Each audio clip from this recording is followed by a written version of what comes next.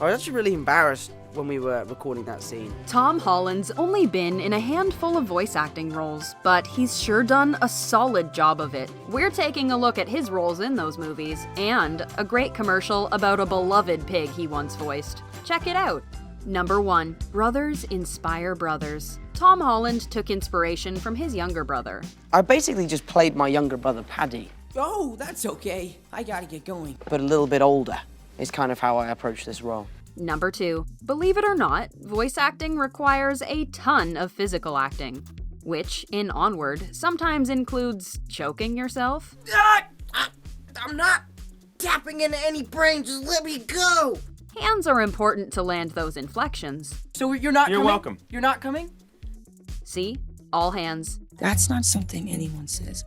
Number 3. Their first time meeting happened to involve an escape room because it was part of promotions for the movie. Tom Holland and Will Smith never met in their 2.5 years of working on Spies in Disguise, because Will did his voice work in Los Angeles, Back up, fanboy! and Tom did his in New York. Never met him. Number 4. How could anyone ever be intimidated by Will Smith? It was indeed intimidating for Tom Holland to record the transformation scene in Spies in Disguise because... And I have to do all these like crazy different voices. And so, Tom found himself embarrassed in the process. The final stage! Number 5. Only Tom had to alter his accent. Not fair. Tom wasn't allowed to use his own British accent in Spies in Disguise because the character needed to stick close to home to make the fish out of water sensation work better. One of the directors, Nick Bruno, said, "Our conversations with Tom earlier, we all felt as a group that it was better to keep him just as a kid who grew up in DC, who experienced a tragic past, so he's still worldly in that sort of experience." It was left to the rest of the characters in the film to color it with their own authentic accents, leaving it broad in scope. And no one notices them.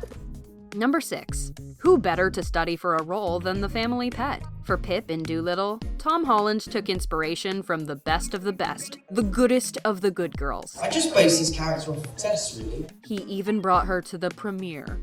Can we kiss? Tess. Can you spot the resemblances?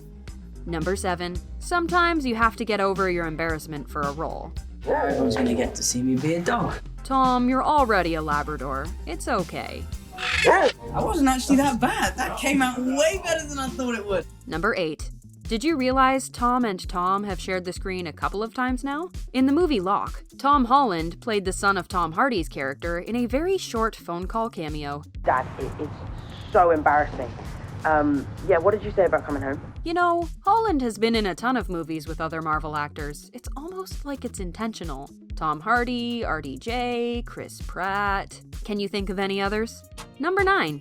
There's a whimsical quality to the British dub that the American dub just doesn't have. Tom Holland got his start in animation by voicing a character in the movie Arrietty, This film's about a boy. known as The Secret World of Arrietty in America. But if you're not British, you probably can't claim that's the first movie you recognize him from, I suppose I do. because Arrietty was dubbed in both British and American English.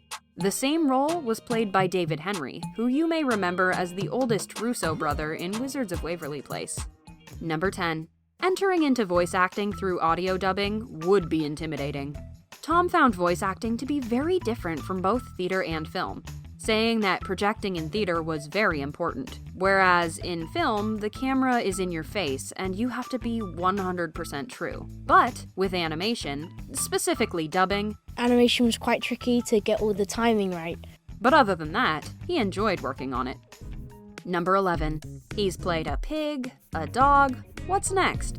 Percy Pigs is a popular candy in Britain that's now 30 years old. The mascot was voiced for the first time ever by Tom Holland. Hello, tawny fairy lady. It took him less than a second to agree to voice Percy, saying, "I've loved Percy Pigs for as long as I can remember." He also admitted that getting the snort right was a challenge. We think he did a good job. Thank you. He also joked that he considered asking for a lifetime supply of Percy Pigs.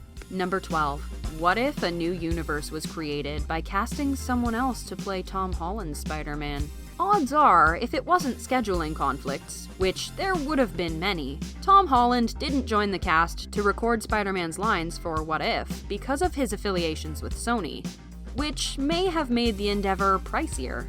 And honestly, there are a lot of actors who can mimic Holland pretty well. So the role went to Hudson Thames, who really admires Tom Holland, by the way. And he wasn't trying to do an exact imitation, as he realized that was limiting his ability to make artistic decisions about the character. Practice, I guess. It seems like Tom is pretty much a natural at picking up that American accent now. And man, he really finds himself typecasted into the geekier roles, huh?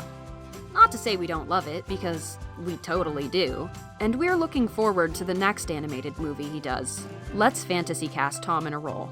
If he could be the voice of any cartoon character, who do you think he would do a good job of? We'll go first. Hiccup from How to Train Your Dragon. Let us know your thoughts in the comments, and thanks for hanging out with us here at The Things.